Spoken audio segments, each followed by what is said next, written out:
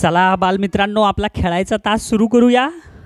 खेळायचा पुस्तक तर समोर दिसायला. अरे हो, पुस्तकामध्येच खेळ आहे. बघा बरं, या पान नंबर 65 वर कोणता धडा दिलेला आहे? तर त्या धड्याचं नाव आहे लांब आणि आखूड. मग आता लांब आणि आखूड या धड्यामध्ये आपल्याला काय शिकायचं आहे? अशी कोणती वस्तू आहे जी लांब आहे, अशी कोणती वस्तू आहे जी छोटी आहे, आखूड आहे, त्या आपल्या वस्तूंना रंगवायचं आहे, वर्तुळ करायचं आहे. तर त्याच्यातला पहिला प्रश्न बघा बरं. आता इथं काय दिलं रे? एक पट्टी दिली आहे. कंपास पेटी तुम्ही पाहिली असेल बरं का. तुमच्या लहान भावाकडं, मोठ्या भावाकडं किंवा मोठ्या बहिणीकडं कंपास आहे. मग आता त्या कंपास पेटीत ही अशी पट्टी असते, फुटपट्टी.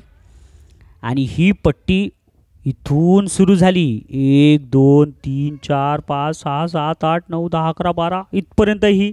आणि ही तर इथंच आहे. 1 पासून सुरू झाली. 1 2 3 4 5 6 एवढीच आहे. मग आता प्रश्न काय सांगितलं आहे? आखूड वस्तूला वर्तुळ कर. मग आता ह्याच्यातली आखूड वस्तू कोणती आहे? ही आहे का ही आहे? लहान वस्तू.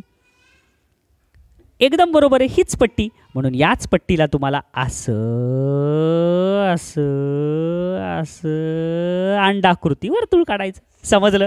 तसंच आता खाली दिले, लांब वस्तूला वर्तुळ कर. आता इथं एक छोटा झाडू दिला, हे फडा आहे आणि हे झाडू आहे. मग ह्याच्यात लांब कोणती वस्तू आहे रे? ही. म्हणून ह्याच वस्तूला तुम्हाला वर्तुळ करावं लागेल. असं असं अंडाकृती वर्तुळ काढायचं. पुढचा प्रश्न, लांबीनुसार वस्तूंचा चढता क्रम लाव असं सांगितलं तुम्हाला. मग आता लांबीनुसार म्हणजे आता बघा, आता ही पेन्सिल आहे. ही पेन्सिल सगळ्यात लहान आहे बरं का, 4 मध्ये. ही सगळ्यात लहान आहे म्हणून ह्याला 1 नंबर दिला. ह्याच्यापेक्षा ही थोडी मोठी म्हणून ह्याला 2 नंबर दिला. ही ह्याच्यापेक्षा मोठी म्हणून 3 नंबर आणि ही सगळ्यात मोठी म्हणून 4 नंबर. आता ह्याचा क्रम लावायचा आहे तुम्हाला. म्हणजे 1 नंबर कुठं आहे? मग अशी रेष पडायचं. 2 नंबर कुठं आहे? असा. आलं का लक्षात? 3 नंबर असा आणि 4 नंबर असा. रेष नाही ओढलात तरी चालतंय तुम्हाला. क्रम लावायचा व्यवस्थित. मग आता इथं आता ह्या काय आहेत रे? पिना. आता या पिनामधून तुम्हाला पहिल्यांदा शोधावं लागल की ह्या पिनामध्ये सगळ्यात लहान पिन कोणती. आता सांगा बरं तुम्ही, सगळ्यात लहान कोणती? ही तर सगळ्यात मोठी दिसायली, त्याच्यापेक्षा मोठी. हां, ही सगळ्यात लहान म्हणून इथं काय लिहावं लागेल? 1 नंबर.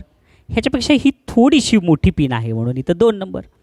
ही थोडीशी त्याच्यापेक्षा मोठी म्हणून इथं 3. आणि इथं किती येईल? 4 नंबर. झाला क्रम. समजलं? असाच पुढचा प्रश्न पहा बरं काय दिलं आहे. आता इथं दिले टूथब्रश. आता हे जे टूथब्रश आहेत ह्याच्यातला सगळ्यात लहान टूथब्रश कोणता? हा. आणि ह्या टूथब्रशच्या समोर हे बॉक्स दिला म्हणून इथं लिहायचं 1.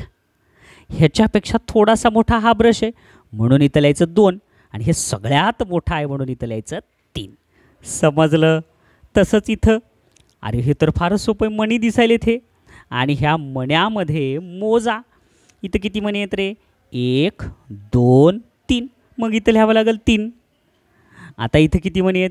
1 2 3 4 5 6 7 मणी. इथं 7. इथं 1 2 3 4 मणी म्हणून इथं 4. आणि इथं 1 2 3 4 5 मणी म्हणून इथं 5. समजलं? अरे मग समजलं तर झाला ना आपला खेळायचा तास. म्हणजे आपण अभ्यास केला का रंगवलं का खेळ खेळला? खेळच खेळल्यासारखा झाला. म्हणजे खेळत खेळत अभ्यास झाला. मग समजलं का तुम्हाला? मग हा ग्रहपाठ 2 वेळेस तुम्ही करताल. छान. थँक्यू.